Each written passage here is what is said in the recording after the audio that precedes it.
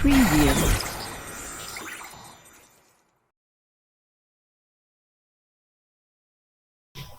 Hai Medcomers, selamat datang di Glora Suara Medcast. Podcast yang ngobrolin hal-hal seputar kehidupan sekolah, prestasi, dan kegiatan lainnya. Kenalin, aku Talita Putri Malaika dari AKL 10B. Aku Nazili Delviandini dari AKL 10B. Senang banget bisa balik lagi ke episode kali ini. Tentunya kita akan ngobrol-ngobrol seru seputar kita akan ngobrol-ngobrol seru dengan tamu yang sangat spesial dan inspiratif banget. Nah, betul banget nih Nas. Untuk kalian yang baru dengerin podcast ini, kita sering banget ngebahas tentang cerita-cerita murid berprestasi, kegiatan menarik lainnya, dan juga tips sukses buat teman-teman semua. Dan di episode kali ini, kita punya tamu yang sangat spesial, yang gak cuma berprestasi di bidang akademik, tapi juga punya pengalaman keren sebagai anggota Paskibraka tingkat Kota Bandung. Gak usah lama-lama lagi, yuk kita sambut Kang Muiz dan Teh Aul Paskibraka yang keren abis. Halo Kang Muiz, Teh Aul. Halo. Apa kabar? Baik, gimana kalian juga kabarnya? Alhamdulillah baik. Boleh dong Kang Muiz sama Teh Aul perkenalan diri dulu. Baik. Halo, perkenalkan nama saya Muhammad Reva Abdul Muiz, biasa dipanggil Muiz dari RPL 10A. Halo, aku Aulia Putri Ginawati dari Farmasi 11A. Kalian bisa panggil aku Aul ya.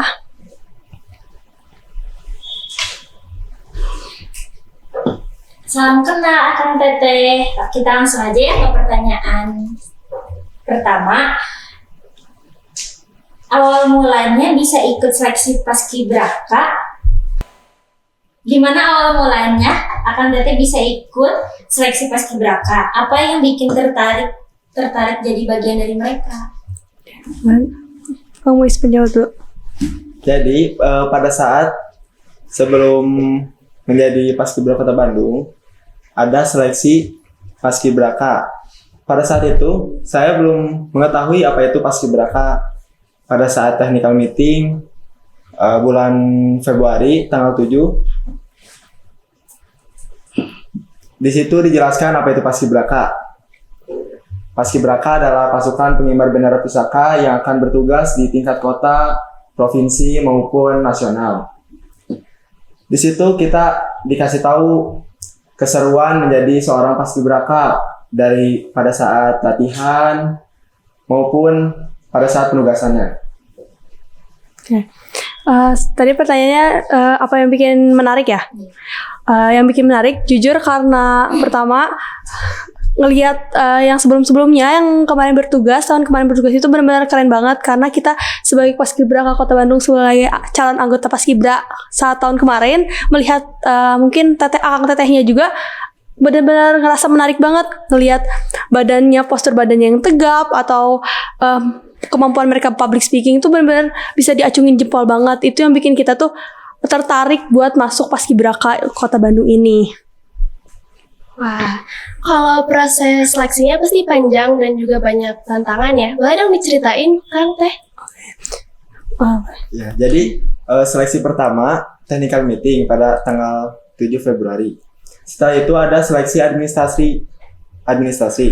Jadi kita mengumpulkan berkas-berkas yang dibutuhkan oleh pemerintah Kota Bandung.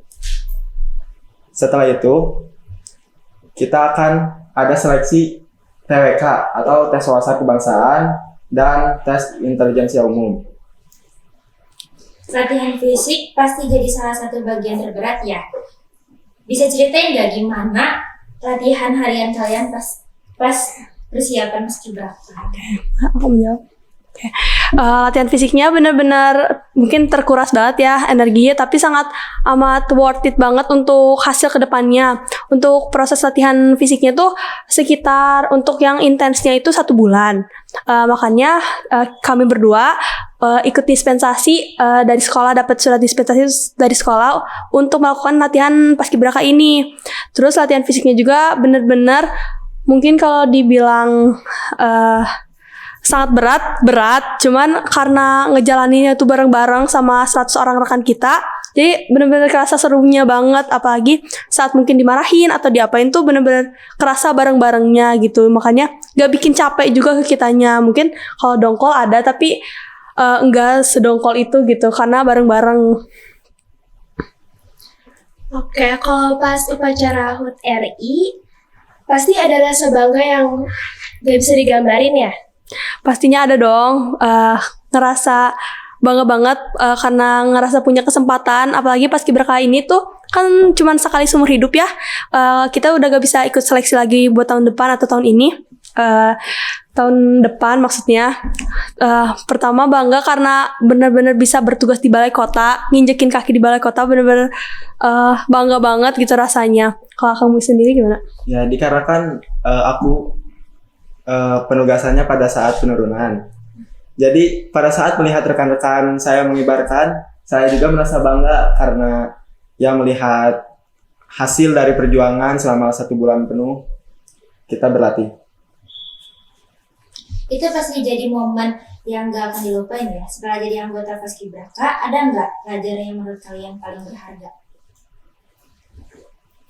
Oke, untuk pelajaran yang paling berharga mungkin kalau aku sendiri ngerasa banget belajar berkeluarga, apalagi maksudnya sama rekan-rekan tuh kan dari berbagai sekolah, dari mungkin sekitar 60 sekolah berbeda di sana tuh. Makanya kita tuh banyak banget dapat pelajaran, apalagi pengalaman dari mulai gimana sih sekolah mereka tuh ada, ataupun gimana sih pengalaman mereka ngerasain bareng-barengnya sama orang-orang yang belum kenal. Apalagi kan kita nih 100 orang yang benar-benar beda-beda banget nih sekolahnya, di sekolah, wilayah, sampai maksudnya kepribadian itu benar-benar campur banget, dan itu bikin kita belajar buat tahu sikap orang tuh kayak gimana sih, yang dengan orang tuh kan beragam banget gitu. Jadi kita tahu, oh ternyata orang ini teh ada dong yang sifatnya kayak gini, kayak gitu. Benar-benar jadi pelajaran banget sih kalau buat aku, buat memahami orang. Ya, benar banget ya.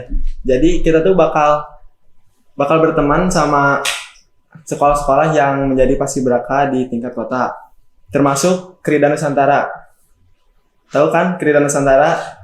Sekolah yang tertutup, sekolah Ya, maksud tentara karena mereka semi militer, asrama. Jadi kita berteman sama sekolah yang mungkin agak asing mungkin di kalangan umum gitu. Gitu.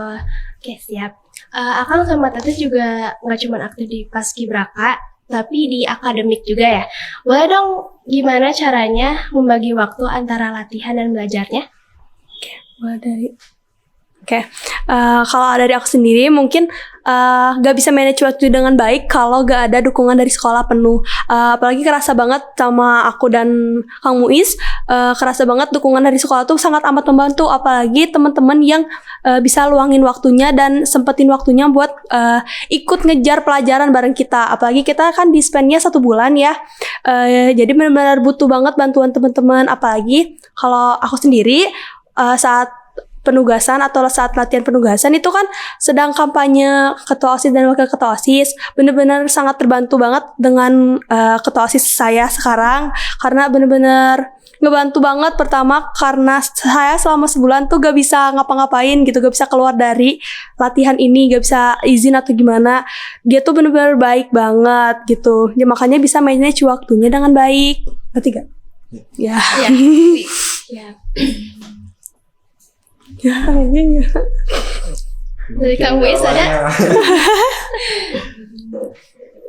Kalau dari aku, tadi apa? Membagi waktu antara latihan sama belajar. Jadi karena latihan paskibraka sudah selesai, belum selesai, nanti ada satu lagi penugasan pada 1 Juni 2025. Nanti juga bakal ada latihan seperti biasa, cuman nggak akan kayak kemarin 1 bulan full. Jadi kita cara ngebagi waktunya gimana? Iya. Jadi kita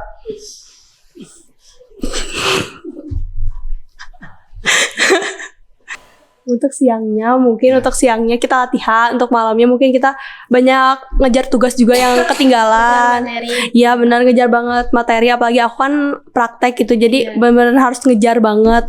Cuman selain kita mungkin bisa bagi waktunya, gak mungkin kita bisa bagi waktu dengan sangat benar kalau gak ada dukungan dari pihak sekolah ataupun guru-guru. Karena dari aku pun sendiri, dari sebelum belum latihan, 1 bulan instan ini aku udah komunikasi dengan banyak guru. Jadi makanya untuk sekarang saat masuk lagi sekolah tidak diperibet atau gak dipersulit. Oke.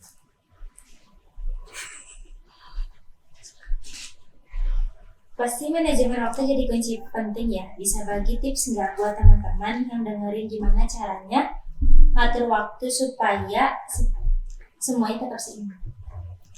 Kalau dari saya, jadi kita harus menentukan kegiatan apa yang akan kita lakukan seharian full. Setelah menentukan, kita harus benar-benar tepat pada sasaran yang akan kita tentukan. Misalnya kita kan sekolah sampai jam 2. Nah, setelah selesai sekolah kita akan melakukan apa? Ya. Ya, jadi setelah itu kita melakukan apa yang kita Skalanya prioritasnya yang mana dulu? Iya. Jadi buat to-do list gitu ya. Iya, to-do list. Apalagi benar-benar ngebantu banget kalau ada to-do list. Jadi kita tahu ya hari ini tuh mau ngapain aja, waktu segini mau kemana gitu. Jadi butuh banget. Jadi terorganisir. Nah, ada nggak pesan buat teman-teman yang mau ikut paskibraka atau pengen jadi buat berprestasi kayak Akang sama Tetehnya? Jadi kita tuh jangan takut untuk mencoba. Jangan takut untuk gagal sebelum kita mencoba apa yang kita inginkan. Kalau masih paskibraka jangan takut hitam ya. Karena kulit bisa dikembalikan, tapi pengalaman nggak akan bisa kalian kembalikan atau kita dapatkan. Buat mungkin adik-adik yang berminat buat masuk paskibraka, semangat karena bakalan banyak banget pengalaman yang worth it banget sesuai dengan apa yang kalian lakuin di sana.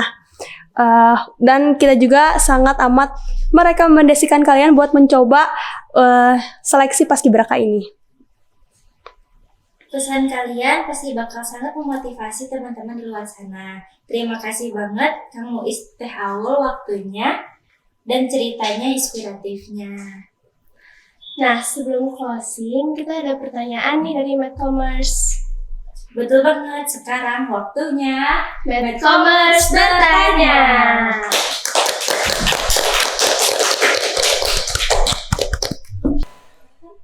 Ya. Ada pertanyaan dari Dit7Z _. Motivasi apa yang membuat semangat semakin membara? Sok.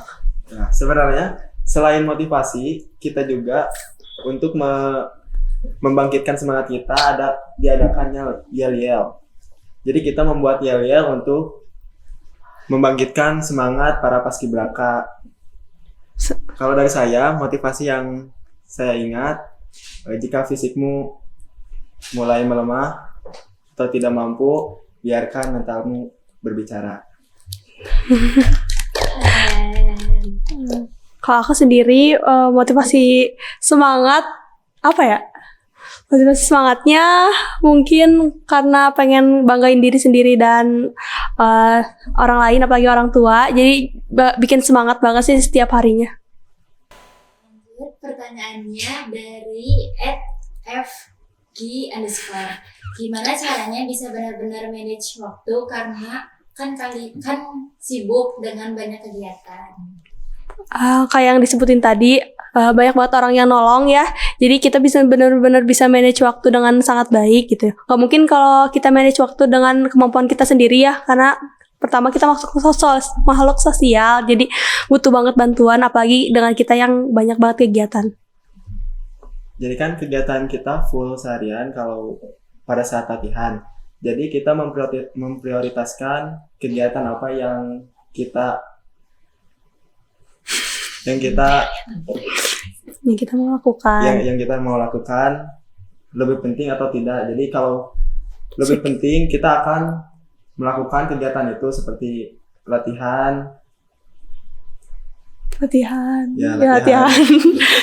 latihan. Prioritasnya untuk kemarin tuh latihan dulu. Dari ibob underscore, gimana cara ngajar pelajaran yang tertinggal selama kalian bertugas? Kalau dari sendiri gimana?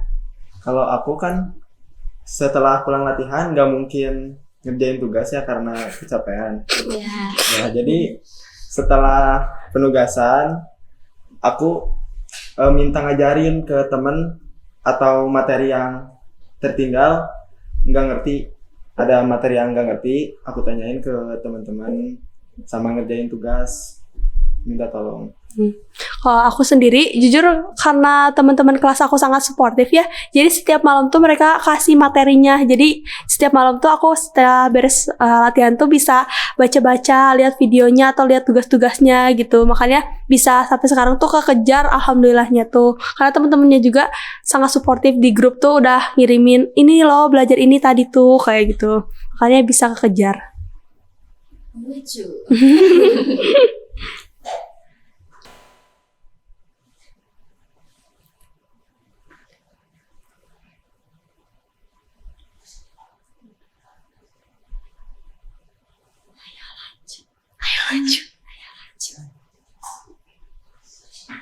Udah habis kali.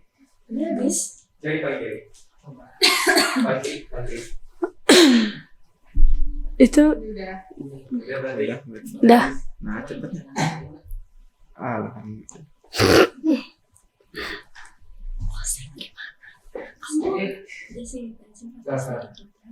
Malu ya, mau nonton. Kita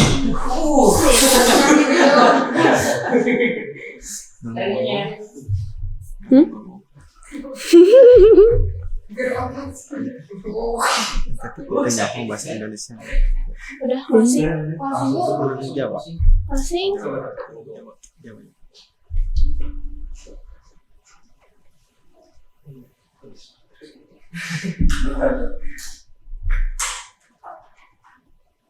Gimana harus ada ibu? Baik. Wait. Oke, ya.